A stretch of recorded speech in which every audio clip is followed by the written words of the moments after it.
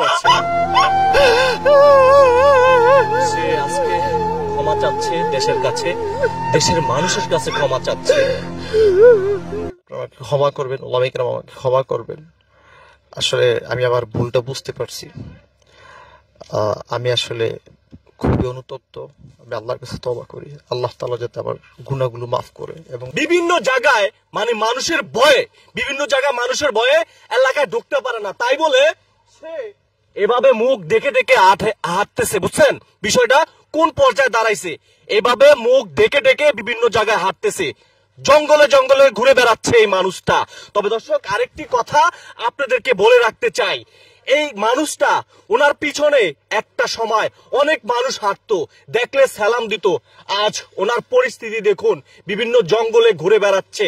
কিন্তু কারণ একটাই, টিকটকের পথে নেমেছে এই যুবক ছেলেটি। চিন্তা করছেন, উনি বাংলাদেশের 43টা জেলায় ওয়াজ মাহফিল করতো স্টেজে, যে আজ সেই মানুষটার করুণ পরিস্থিতি। চুলের অবস্থা দেখছেন, ইভেন হচ্ছে আপনারা সামাজিক যোগাযোগ মাধ্যমে দেখেছিলেন, সেই ভিডিওগুলো ভাইরাল হয়েছে। ওনার চুল, ওনার মুখোশ আমরা খুলে দেব।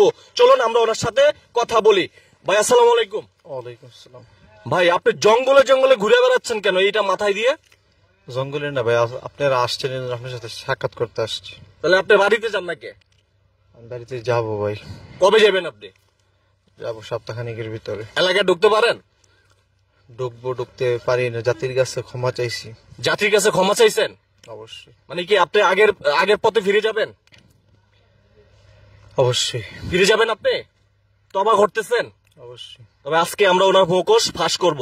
কেন তিনি টিকটকের পথে এসেছে, কেন তার চুলগুলা বান্দরের লেজের মতো করছে, সেটাই আজকে ওনার গুমরটা আমরা ফাঁস করতে চাই। আপনারা পুরো ভিডিওটি কন্টিনিউ করুন। ওনার আজকে যেই লেবাস দেখতে পাচ্ছেন, উনি জুব্বা পরে রাস্তা দিয়ে হাঁটতো, বুক ফুলে হাঁটতো এই মানুষটা, কিন্তু আজকে এমন লেবাস ধরেছে সে কিনা মুখ ডেকে ডেকে হাঁটতে হয়। নিশ্চয়ই বিষয়টা বুঝতে পেরেছেন কোন পর্যায়ে চলে গেছে। ওনাকে অনেক মানুষ সেলুট করত, সম্মান দিত, আজ কিন্তু উনি কোনো সম্মান পাচ্ছে না। কারণ একটাই, বাংলাদেশের যত বক্তা আছে তাদেরকে এই ব্যক্তি অপমান করেছে। ভাই, আপনার পুরো নামটা কি? ওমর ফারুক। আর কিছু আছে আগে পরে? বলতে চাচ্ছি না এই মুহূর্তে। কেন বলতে চাচ্ছেন না? মানসিকতা ঠিক নেই। মানসিকতা ঠিক নাই? তাহলে কি আপনি পাগল হয়ে গেছেন? আমি আমার ভুলের অনুতপ্ত ভাই, বুঝতে পারছি। ভুলটা বুঝতে পারছেন? এই যে জাতির কাছে আপনি কি চাচ্ছেন, ওদিকে তাকান, জাতির কাছে কি চাচ্ছেন? জাতির কাছে ক্ষমা চাচ্ছি। এটা সরান ভাই। ভাই প্লিজ, ভাই শুনেন ভাই প্লিজ, আপনি ভাই। আমি না ভাই প্লিজ, জাতির কাছে আপনি ক্ষমা চান। ভাই শুনেন, না এগুলো ঠিক না ভাই, প্লিজ প্লিজ। আমি আপনাকে বিষয়টা বলতেছি।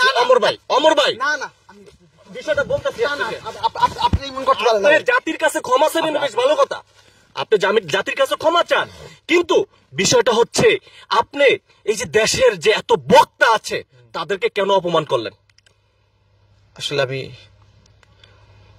মানসিকভাবে একটু বিভিন্ন কষ্ট দুঃখে, আসলে মানুষ কি বলছে জানেন? আপনাকে কমেন্টে এসে কি বলতেছে জানেন? মানুষ বলাটাই স্বাভাবিক, কারণ তারা হৃদয়ে অনেক কষ্ট পাইছে আমার ব্যাপারে। কষ্ট পাইছে না? অনেক কষ্ট পাইছে। তাহলে এই যে জাতিকে আপনি কি মেসেজ দিবেন এখন? জাতি কি আপনাকে বিশ্বাস করে নিবে?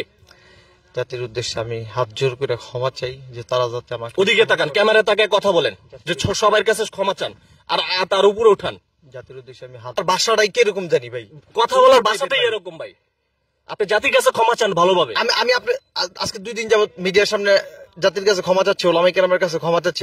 আপনাদের জ্বালায় পরিবর্তন হমু, লঙ্গিটার গেঞ্জিটা পড়ছে, আমার চুল কাটার টাইমটা আপনাদের জন্য আমি পাইতেছি না, আপনাদের জ্বালায়। আমরা কি জ্বালাতন করছি আপনাকে? সাংবাদিক আমার পিছে পিছে দৌড়াইতেছে, এটা তোর ভাই ঠিক? অবশ্যই দৌড়াবে ভাই। দিন শেষে তো আমি একটা মানুষের ভুল হইতে পারে না? অবশ্যই ভুল। আমি তো কোনো নবীও না, আমি তো কোনো ফেরেশতাও না, না আমি তো একজন মানুষ, অবশ্যই ভুল হইতে পারে। কিন্তু ভুল, দর্শক একটি কথা আপনাদেরকে বলে রাখতে চাই, ভুল বলতে মানুষ করে, ভুল কোন মানুষটা করে না, ছোট থেকে শুরু করে বড় পর্যন্ত সবাই ভুল করে থাকে। তাই আসলে এই ভাই যে ভুল করেছে, জাতির কাছে ক্ষমা চাচ্ছে, একটু ক্ষমা চান ভাই, একটু হাত। জাতির কাছে ক্ষমা চাই, আপনারা আমাকে ক্ষমা করবেন, ওলামায়ে কেরাম আমাকে ক্ষমা করবেন। আসলে আমি আমার ভুলটা বুঝতে পারছি। আমি আসলে খুবই অনুতপ্ত। আমি আল্লাহর কাছে তওবা করি, আল্লাহ তাআলা যাতে আমার গুনাহগুলো মাফ করে এবং তিনি যাতে আমাকে মৃত্যু পর্যন্ত সঠিক পথে চলার তৌফিক দান করে, ইমানের হালতে যে আমি মৃত্যুবরণ করতে পারি। এই জন্য আপনাদের কাছে দোয়া চাই। আলহামদুলিল্লাহ। তবে অমর ভাই, আমার ব্যবহারের জন্য খুবই দুঃখিত।